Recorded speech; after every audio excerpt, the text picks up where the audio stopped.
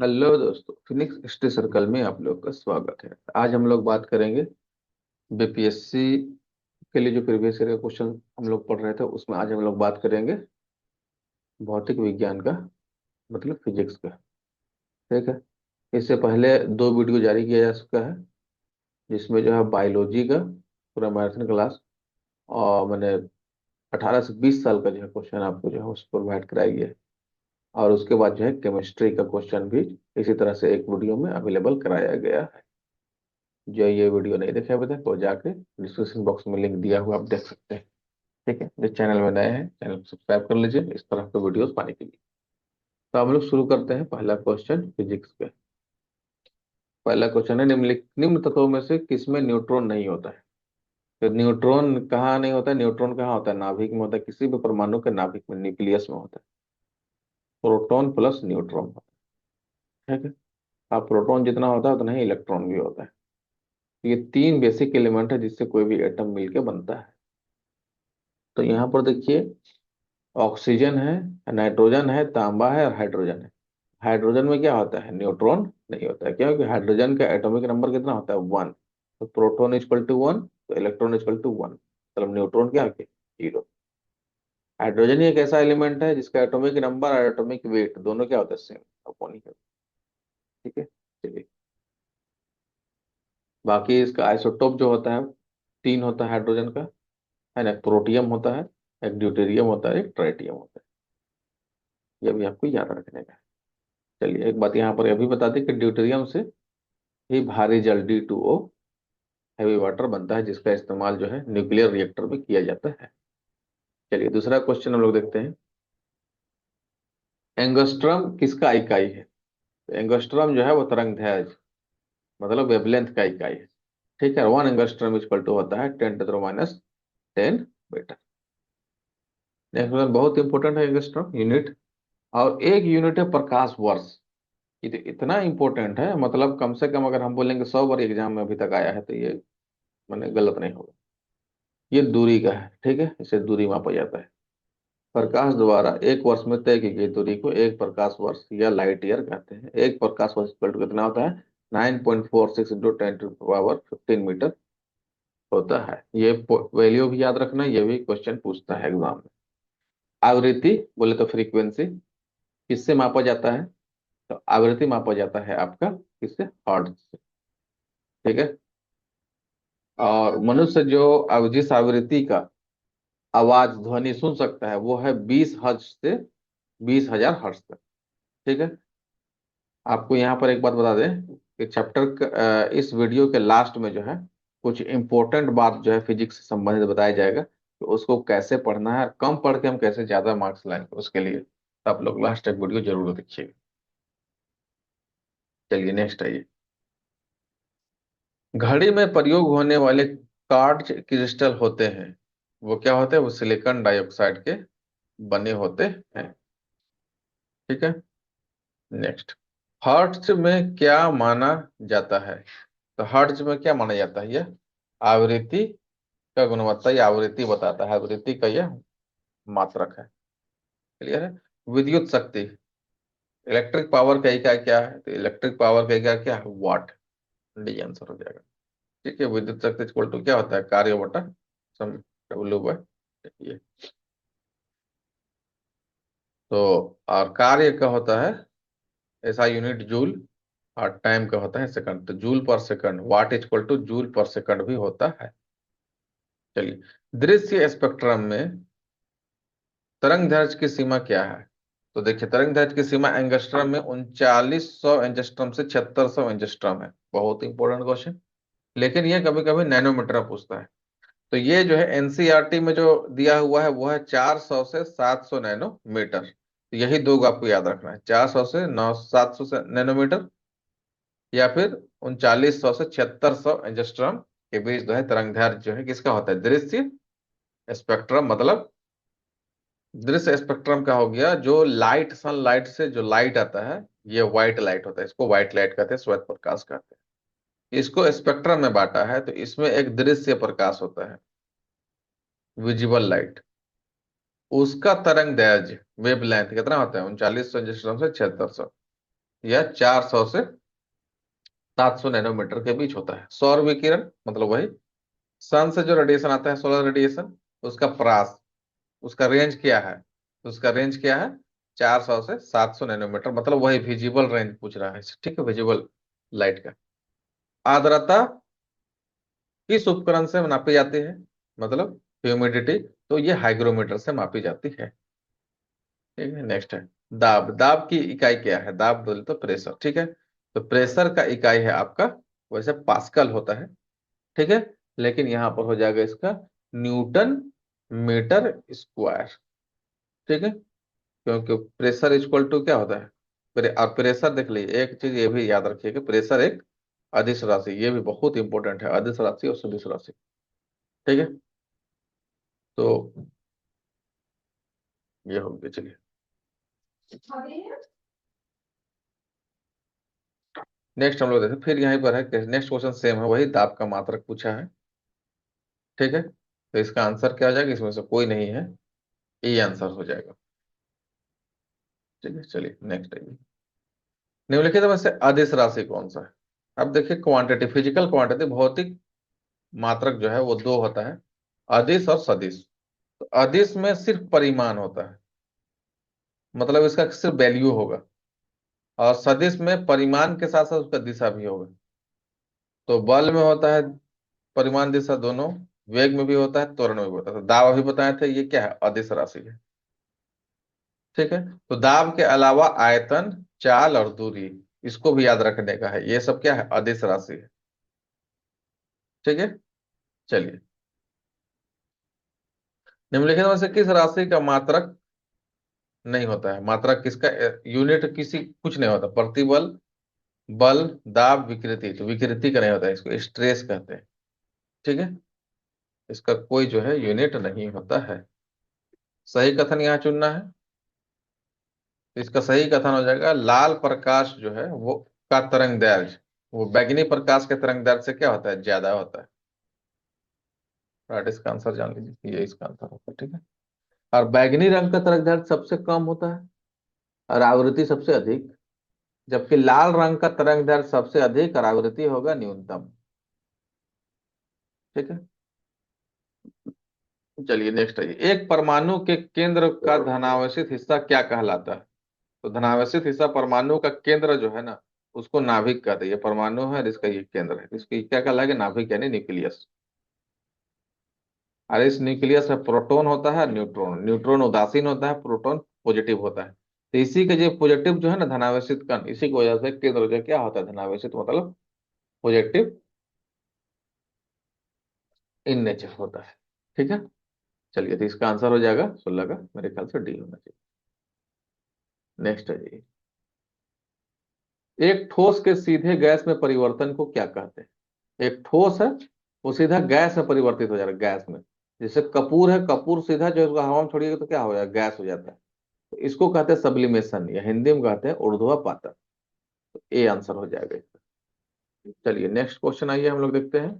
Cosmic किरणें क्या होती है? आवेशित होती है, अनावेशित होती है? आवेशित अनावेशित दोनों हो सकती है, कोई नहीं।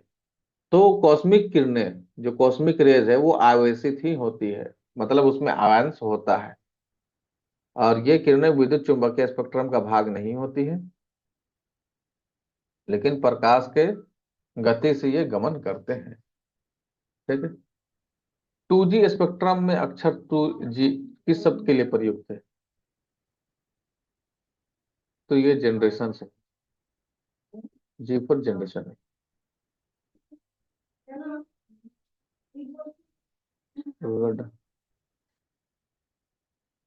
रडार,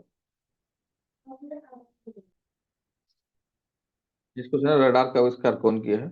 रडार का आविष्कार किया है रॉबर्ट वाट्स। इंपॉर्टेंट क्वेश्चन है, इसको याद, अच्छा आविष्कार वाला भी आपको याद रखने का, बहुत सा डिवाइस यंत्र ऐसा है जिसको याद करने का। गॉड पार्टिकल, गॉड पार्टिकल क्या है? तो गॉड पार्टिकल जो है उसको, वो हिग्स बोसॉन है। हिग्स बोसॉन क्या है? हिग्स बोसॉन एक मूल कण है, जिसकी प्रथम परिकल्पना वर्ष 1964 में की गई थी, और इसका प्रयोग प्रायोगिक सत्यापन 14 मार्च 2013 को किया गया, ठीक है। तो वैज्ञानिक समुदाय के बाहर और मीडिया द्वारा अक्सर इस कण को ईश्वरीय कण या गॉड पार्टिकल कहा जाता है। हिग्स बोसॉन कण की खोज करने वाले वैज्ञानिक की जोड़ी ब्रिटेन के पीटर डब्ल्यू हिग्स और बेल्जियम के डब्ल्यू एंगलबर्ट को 2013 में भौतिक विज्ञान के क्षेत्र में नोबेल पुरस्कार भी दिया गया। तो इसका वैज्ञानिक ही के नाम था पीटर डब्ल्यू हिग्स, उसी के नाम से हिग्स बोसॉन इसका नाम पड़ा। ठीक है, चलिए नेक्स्ट है यहाँ पर। सर सीवी रमन को भौतिकी के नोबेल पुरस्कार प्राप्त हुआ है कब? तो 1930 में हुआ। ठीक है। और भौतिक शास्त्र में नोबेल पुरस्कार प्राप्त करने वाले पहले भारतीय थे डॉक्टर चंद्रशेखर वेंकट रमन।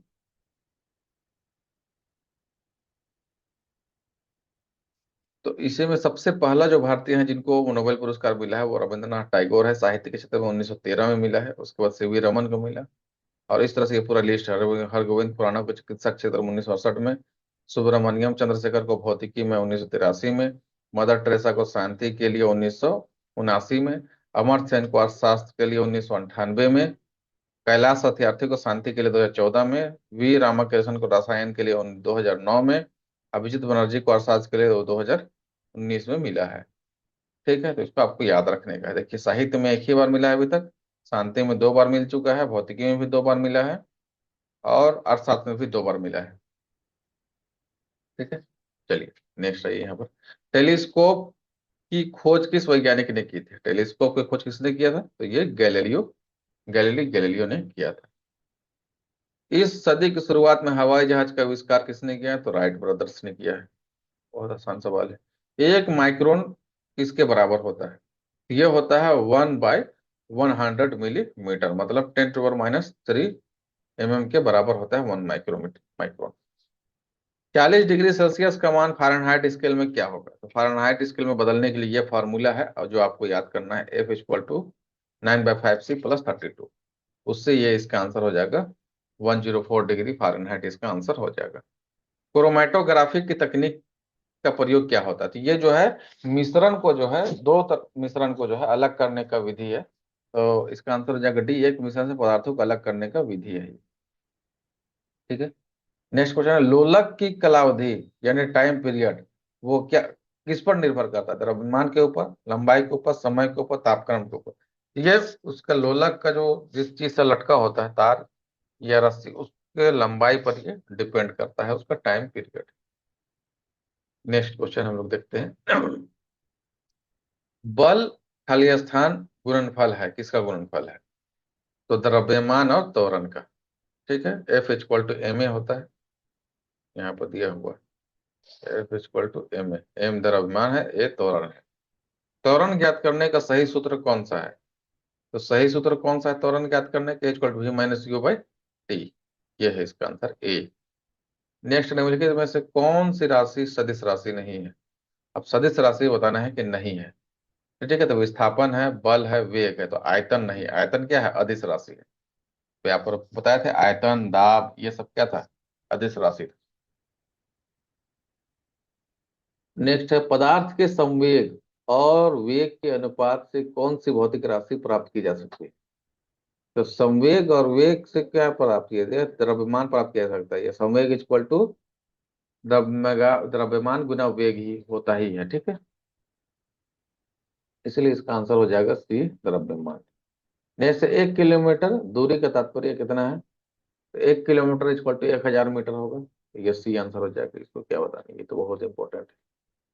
चलिए नेक्स्ट, 1 पिकोग्राम किसके बराबर होता है? 1 पिकोग्राम होता है 10⁻⁻12 ग्राम के बराबर होता है। आप एक लिफ्ट में खड़े हैं और लिफ्ट के फर्श पर आपके भार द्वारा लग रहा बल वो क्या होगा? तो वो होगा लिफ्ट के 9.8 मीटर प्रति सेकंड के त्वरण से नीचे आते समय शून्य होगा। आप नीचे आ रहे हैं तो आपका भार कैसा? 0 फील होगा। वायु में ध्वनि तरंग होती है कैसी? वायु में ध्वनि तरंग अनुदैर्ध्य तरंग होगा, क्योंकि अब यांत्रिक यांत्रिक तरंग है ये। ध्वनि तरंग कैसा होता है? अनुदैर्ध्य तरंग होता है। ठीक है। नेक्स्ट है, रेत और नेपथलीन के मिश्रण को किसके द्वारा प्रदर्शित किया जा सकता है? तो रेत और नेपथलीन के मिश्रण को जो है आपका किया जा सकता है, उसका नाम है ऊर्ध्वपातन के द्वारा ही किया जा सकता है। ठीक है, क्योंकि नेपथलीन जो है वो कपूर के तरह होता है, जो सॉलिड से सीधा जो है गैस में बदल जाता है। और रेत जो है रेत ही है, उसको तो कुछ करने की जरूरत है ही नहीं, वो बाकी वही से बच जाएगा। चलिए नेक्स्ट है, विद्युत शक्ति की इकाई है ना, इलेक्ट्रिक पावर का इकाई क्या है? तो इसका इकाई क्या है? वाट। जो भी ऊपर बताती है क्वेश्चन आया हुआ है। टरबाइन और डायनेमो से बिजली प्राप्त करने में किस ऊर्जा को विद्युत ऊर्जा में परिवर्तित किया जाता है? इसमें जो है मैकेनिकल ऊर्जा, जिसको यांत्रिक ऊर्जा भी कहते हैं, यांत्रिक ऊर्जा को जो है विद्युत ऊर्जा में बदला जाता है। नेक्स्ट क्वेश्चन, 100 वाट का बिजली का बल्ब यदि 10 घंटे जले तो बिजली का खर्च क्या आएगा? तो 100 वाट का अगर जलेगा 10 घंटा तो 1000 जो है वाट आवर जो है ये चलता है, तो 1000 वाट आवर जो है ना इक्वल टू 1 यूनिट कहलाता है। तो 1 यूनिट जो है इसका जो है आंसर होगा, एक इकाई इसका बिजली खर्च होगा 1 यूनिट।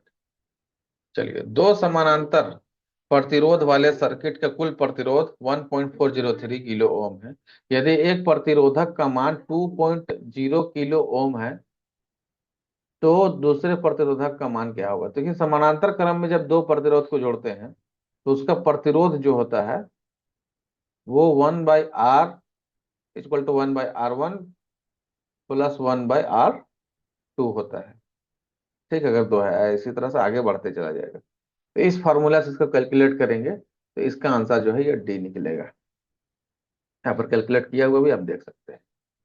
नेक्स्ट, एक सामान्य शुष्क सेल में विद्युत अपघटय माने इलेक्ट्रोलाइट किसका इस्तेमाल किया जाता है? तो सामान्य शुष्क सेल में अमोनियम क्लोराइड का इस्तेमाल किया जाता है। और यही बताया था, जो बैटरी होता है, बैटरी कार के बैटरी, इन्वर्टर वगैरह का, उसमें जो है सल्फ्यूरिक एसिड का इस्तेमाल होता है। चलिए, डायनेमो क्या है? तो डायनेमो बेसिकली क्या करता है? तो यह जो है यांत्रिक ऊर्जा को विद्युत ऊर्जा में बदलता है।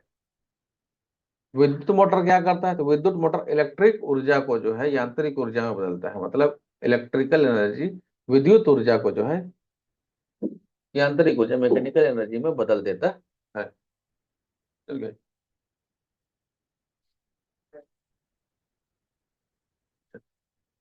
चलिए नेक्स्ट है, विद्युत धारा निम्न में से किस उपकरण से नापी जाती है? विद्युत धारा मतलब इलेक्ट्रिक करंट, ठीक, किससे नापा जाएगा? एमीटर से मापा जाएगा। ठीक है, चलिए,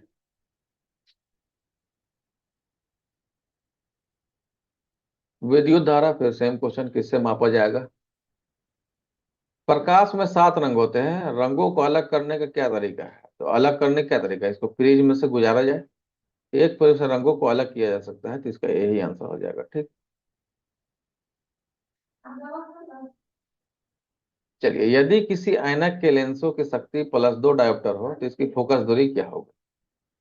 ठीक है, तो इसका जो है पावर इक्वल टू होता है 1/f होता है। ठीक है, तो +2 डायोप्टर है तो इसका हो जाएगा, फोकस दूरी कह रहा है क्या होगा, तो एफ इक्वल टू यहाँ हो जाएगा 1/2, मतलब 0.5 मीटर अगर मान लिए तो ये 50 सेंटीमीटर इसका आंसर होगा। ठीक है, चलिए नेक्स्ट आइए, चुंबकीय सुई संकेत करती है किधर? उत्तर की तरफ। श्वेत प्रकाश को नली में कैसे पैदा करते हैं? तो इसको ट्यूब में गर्म करते हैं। देखिए, श्वेत प्रकाश मतलब व्हाइट लाइट जो नली में, मतलब ट्यूब में कैसे पैदा करते हैं? तो इसको करते हैं, उसका तंतु, उसका जो फिलामेंट है उसको गर्म करने से होता है। ठीक है, चलिए नेक्स्ट आइए, आइंस्टाइन को नोबेल प्राइज जो है किस कार्य के लिए मिला था? तो उसको मिला था प्रकाश विद्युत प्रभाव, फोटो इलेक्ट्रिक इफेक्ट का डिस्कवरी के लिए 1921 में मिला था उसको, भौतिकी के क्षेत्र में नोबेल पुरस्कार मिला था। नेक्स्ट आइए, विद्युत उत्पन्न करने के लिए कौन सी धातु का उपयोग किया जाता है? तो किसका किया जाता है विद्युत उत्पन्न करने के लिए? यह किया जाता है यूरेनियम का, जो है करंट इलेक्ट्रिसिटी पैदा करने के लिए यूरेनियम का उपयोग किया जाता है। ठीक है, नाभिकीय रिएक्टर के द्वारा इसका जो है किया जाता है। कमरे को ठंडा किया जा सकता है, कमरे को ठंडा कैसे किया जा सकता है? पानी के बने संपीड़ित गैस को छोड़ने से, रसोई गैस से, तो उसको पिघलाने से। तो संपीड़ित गैस को छोड़ने से जो है क्या हो जाएगा? रूम आसानी से जल्दी ठंडा हो जाएगा, क्योंकि संपीड़ित गैस को संपीड़ित करने के लिए जो है ना बहुत लो उसका टेम्परेचर, माइनस में 100 डिग्री से भी माइनस उसको करना पड़ता है, तब वो है संपीड़ित होता है। ठीक, कंप्रेस होता है। नेक्स्ट, आमतौर पर सुरक्षा फ्यूज लगाने के लिए प्रयोग होने वाला तार किस पदार्थ का बना होता है? वो टीन और सीसा का बना होता है, एक मिश्र धातु होता है और उसका गलनांक बहुत ही कम होता है। निम्न में से कौन सा ऊष्मा का सबसे अधिक कुचालक है? तो सबसे बड़ा कुचालक कौन होगा? वो पारा होगा। वो सीसा से भी ज्यादा जो है ना कुचालक होता है ऊष्मा का। चलिए नेक्स्ट है, अति चालक लक्षण क्या होता है? तो अति चालक मतलब शून्य पारगम्यता हो जाता है। ठीक है, चलिए ये पूरा डिटेल यहाँ पर दिया हुआ है, इसको आप लोग थोड़ा सा पढ़िएगा और खुद से समझने का कोशिश कीजिए। चलिए नेक्स्ट क्वेश्चन है, गर्म करने पर एक अर्धचालक का प्रतिरोध क्या होता है? तो प्रतिरोध क्या होता है? घटता है। ठीक है, चलिए, ठंडक के दिनों में लोहे के गुटकों और लकड़ी के गुटकों को प्रातःकाल छुए तो लोहे का गुटका ठंडा लगता है, क्यों? क्योंकि उष्मा का लकड़ी की तुलना में लोहा जो है अच्छा चालक होता है किसका? उष्मा का। तो इसका बी आंसर हो जाएगा, क्योंकि लकड़ी जो होता है उष्मा का क्या होता है? कुचालक होता है। चलिए, कमरे में रखा रेफ्रिजरेटर का दरवाजा अगर खोल दिया जाए तो क्या होगा? तो इससे क्या होगा? रूम का टेम्परेचर थोड़ा सा बढ़ जाएगा, गर्म हो जाएगा रूम। ठीक है, चलिए नेक्स्ट, दो उत्तरोत्तर श्रृंग या दो उत्तरोत्तर गर्त के बीच की दूरी को क्या कहते हैं? इसको तरंग दैर्ध्य कहते हैं। ठीक है, ट्रफ एंड क्रस्ट के बीच की दूरी को। चलिए, जब प्रकाश एक माध्यम से दूसरे में जाता है तो निम्न में से कौन सा चीज नहीं बदलता है? तो उसका आवृत्ति नहीं बदलता है, माने फ्रीक्वेंसी नहीं बदलेगा, बाकी सब चीज बदल जाएगा। ठीक है, तरंग दैर्ध्य और वेग बदल जाता है, वेवलेंथ और वेलोसिटी। पढ़ने में काम आने वाले ग्लास लेंस किस प्रकार के लेंस से बने होते हैं? ये उत्तल लेंस से बना होता है, मतलब कॉन्वेक्स लेंस से बना होता है, कन्वर्जिंग लेंस है, और इसको मैग्नीफाइंग लेंस भी कहते हैं। ध्वनि का वेग, ध्वनि का वायु में वेग अनुमानतः कितना होता है? तो कितना होगा? 330 मीटर प्रति सेकंड होता है। ठीक है, प्रकाश विकिरणों की प्रकृति होती है, कैसी होती है? तरंग और कण दोनों, वेव एंड पार्टिकल दोनों नेचर ये सनलाइट जो है शो करता है। ठीक है, आकाश नीला क्यों दिखाई देता है?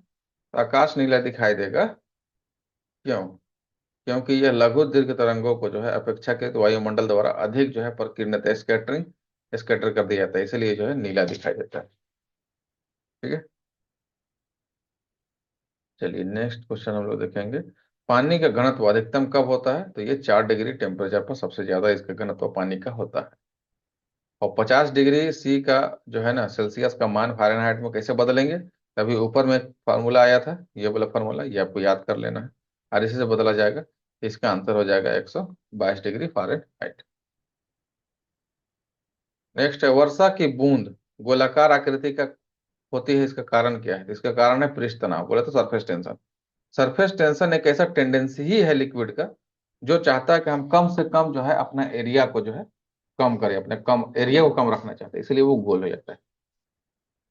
चलिए नेक्स्ट आइए, सबसे ज्यादा श्यानता, श्यानता कहते हैं विस्कोसिटी को, गाढ़ापन को, विस्कोसिटी किसकी हो गई? जल की, वायु की, खून की, शहद की? तो इसमें सबसे ज्यादा गाढ़ा कौन लग रहा है? तो शहद लग रहा है। ठीक है, बाकी यहाँ पर उसका श्यानता दिया हुआ सबका आप देख सकते हैं। महासागर में ऊंची जल तरंगे कैसे आती है? तो ये आते हैं चंद्रमा, माने ग्रेविटेशनल फोर्स ऑफ मून से, माने चंद्रमा के गुरुत्वाकर्षण के प्रभाव से ही जो है ये आता है, जल तरंग का ऊंचाई जो है ऊपर उठता है, या इसको कहते हैं टाइड, जो कहते हैं टाइड आता है वो इसी तरह जो आर्भाटा जिसको कहते हैं। जब एक पत्थर को चांद की सतह से पृथ्वी पर लाया जाएगा तो क्या होगा? तो इसका जो है वेट बदल जाएगा, भार बदल जाएगा और द्रव्यमान नहीं बदलेगा। ठीक है, वेट बदल जाएगा, मास नहीं बदलेगा। सौर ऊर्जा निम्न में से किससे प्राप्त होता है? तो सौर ऊर्जा सूरज से प्राप्त होता है। नेक्स्ट क्वेश्चन, सूर्य पर ऊर्जा का निर्माण कैसे होता है? तो नाभिकीय संलयन, न्यूक्लियर फिजन रिएक्शन से होता है, नाभिकीय संलयन अभिक्रिया से। प्रथम भारतीय उपग्रह आर्यभट्ट कब छोड़ा गया था? तो 1975 में छोड़ा गया था, 19 अप्रैल 1975 को। ठीक है, वर्ष दीर्घतम होता है कहाँ? तो ये प्लूटो में सबसे ज्यादा होगा, जो सबसे दूर होगा सूरज से, वहां पर साल सबसे बड़ा होगा, वहां 248 साल अगर पृथ्वी के बराबर होगा तब वहां 1 साल होगा। ठीक है, चलिए नेक्स्ट। विद्युत चुंबकीय तरंगों का वेग कितना होता है? तो इसका वेग होता है 3 × 10⁸ मीटर प्रति सेकंड। मतलब यहाँ विद्युत चुंबकीय तरंग का मतलब होता है सूर्य का किरण जो है, सूर्य किरण या सनलाइट का यहाँ वेलोसिटी पूछ रहा है, इसका मतलब ये है। ठीक है, पहले पूछा है सवाल। सूर्य के प्रकाश का धरती की सतह पर पहुंचने में लगने वाला समय कितना है? तो यह है 8.5 मिनट, 8.5 मिनट लगता है इसको। नेक्स्ट। तो नेक्स्ट क्वेश्चन हम लोग देखते हैं, सूर्य का प्रकाश पृथ्वी पर पहुंचता है तो कितना? यहाँ पर लगभग अगर देखा जाए तो इसमें ई आंसर होना चाहिए, क्योंकि यहाँ 8 मिनट दे दिया है, जबकि 8 मिनट 19 सेकंड यहाँ लगता है। 8.5 मिनट अभी ऊपर देखे थे हम। ठीक है, चलिए नेक्स्ट आइए। सौर मंडल का सबसे बड़ा ग्रह कौन सा है? तो वो बृहस्पति है।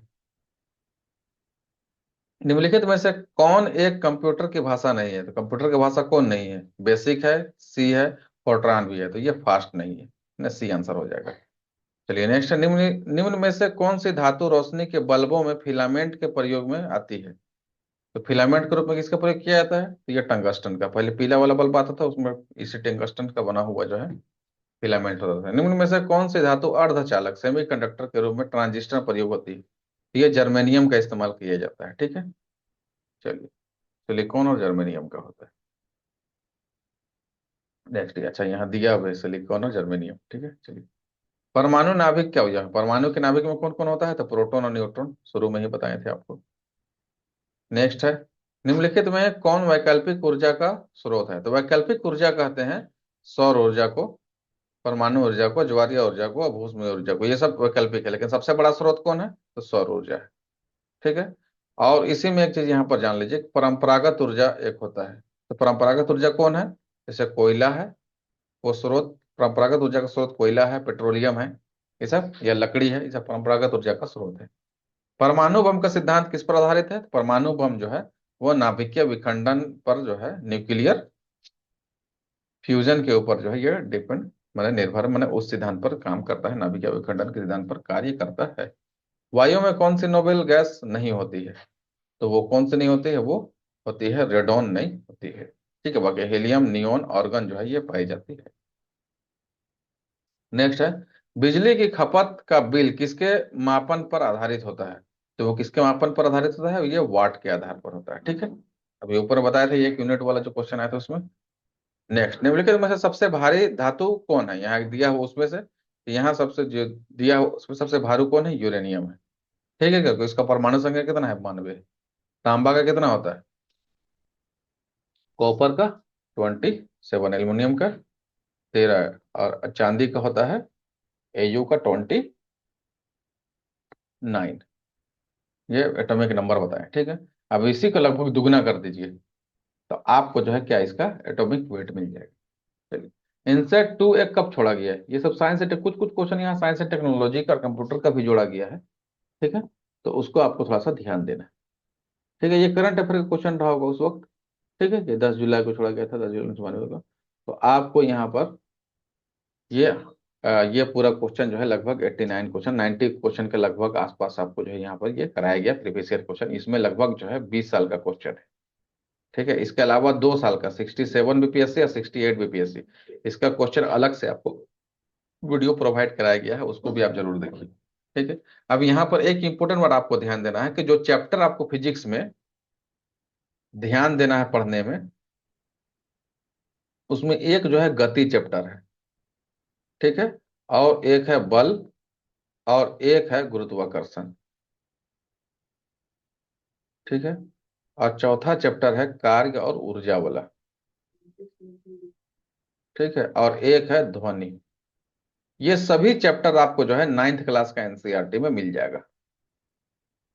ठीक है, मोशन, फॉर बल मतलब फोर्स, गुरुत्वाकर्षण ग्रेविटेशनल फोर्स, कार्य ऊर्जा मतलब वर्क एंड एनर्जी, ध्वनि मतलब साउंड।